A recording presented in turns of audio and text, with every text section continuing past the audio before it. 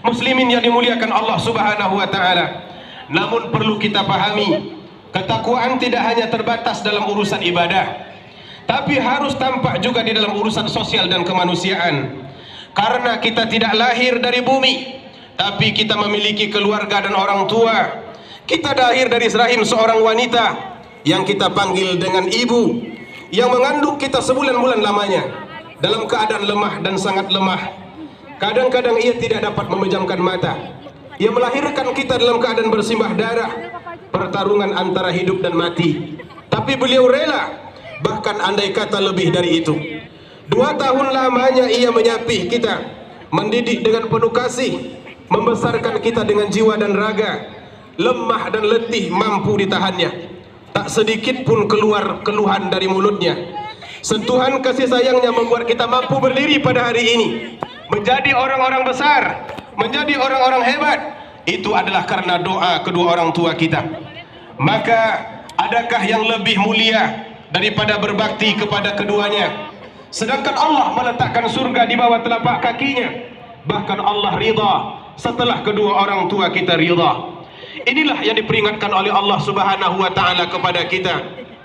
Wa wassaynal insana biwalidayhi hamalathu ummuhu wahnan ala wahnin wa fisaluhu fi amaini anishkur li wa liwalidayka ilayyal masir. Dan kami perintahkan kepada manusia, berbuat baiklah kepada kedua orang tua kalian. Ibunya yang telah mengandungnya dalam keadaan lemah dan bertambah lemah, dan menyapinya dalam 2 tahun lamanya. Bersyukurlah kepadaku, dan berterima kasihlah kepada kedua orang tuamu. Hanya kepadamu tempat kalian kembali. Muslimin yang dimuliakan Allah Subhanahu wa taala, orang tua kita tidak pernah berharap kita datang memberikan segudang dunia, lalu mengalungkan intan berlian ke lehernya dan memakaikan pakaian mewah ke tubuhnya. Hadirnya kita di tengah-tengah mereka itu sudah cukup bagi mereka. Memeluk kita satu persatu merupakan kado yang terindah dan paling mahal harganya saat ini. Mereka, walaupun kita sudah sangat besar, kita dewasa, orang hebat, tapi kita tetap putra putri kecil mereka. Mesti sekarang kita berbalut dengan jubah besar, kebaya yang anggun, tapi di mata orang tua kita, kita adalah anak-anak kecil puluhan tahun yang lalu. Begitulah kasih seorang ibu yang tidak terbatas, bahkan sampai ke penghujung usia. Setelah waktu merenggut kebugarannya, ia tak lagi seperti dulu. Tubuhnya yang rentan membuat aktivitasnya serba terbatas. Tulangnya rapuh, matanya kabur, tapi ada satu yang tetap tumbuh di hatinya dan takkan pernah layu dan habis dimakan usia, yaitu kasih sayangnya dan doa untuk anak-anaknya. Maka oleh karena itu pantaslah Id Al-Qarni rela menjadi kuda ibunya, memikulnya berjalan kaki dari Yaman menuju Mekah yang jaraknya ribuan kilometer untuk melaksanakan ibadah haji. Rasa cintanya kepada ibunya membuat kakinya tak pernah letih. Walaupun harus mengitari Ka'bah 7 keliling, 7 putaran sambil menggendong ibunya, sungguh tak ada satupun yang dapat menjadi tukaran dari pengorbanan yang telah orang tua kita berikan kepada kita. Kasih sayang yang ia curahkan, sulit letih yang ia rasakan dalam membesarkan kita, kecuali doa kepada Allah Subhanahu wa taala. Rabbirhamhuma kama rabbayani shaghira, Rabbirhamhuma kama rabbayani shaghira. Ya Allah, sayangilah kedua orang tua kami, sayangilah kedua orang tua kami sebagaimana mereka menyayangi kami dan mendidik kami di waktu kecil. Jadikan setiap sentuhan kasih mereka ibadah ya Allah.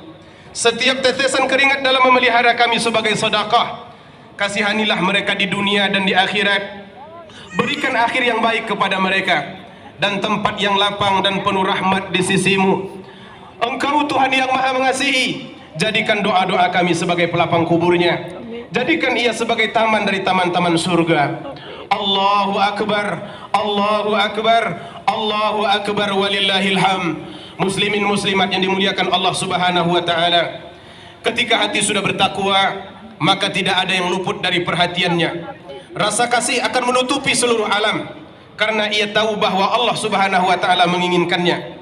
Mata akan berkaca, tangan kita akan mengulur dan menyentuh dengan kelembutan, berbagi untuk setiap orang yang memerlukan. Karena ukuran dari berapa besarnya keimanan dilihat dari seberapa mampu kita memberi dan berbagi. Kita tahu bahwa tidak ada satupun orang yang menginginkan kefakiran, tidak ada orang yang menginginkan kemiskinan. Tapi takdir Allah Subhanahu wa taala telah menentukan bahwa akan ada sebahagian dari manusia yang hidup dalam serba kekurangan. Jangankan untuk membeli baju baru, makan pun mereka susah. Akhirnya di tengah kemeriahan raya seperti hari ini, mereka tetap menelusuri trotoar jalanan untuk meminta-minta berpindah dari satu tumpukan sampah ke tumpukan sampah yang lainnya, mengambil makanan yang sudah dibuang, mengumpulkan plastik dan botol hanya yang tidak lagi terpakai. Kadang anak-anak mereka yang masih kecil, bahkan bayi, turut serta dalam menantang perihnya kehidupan.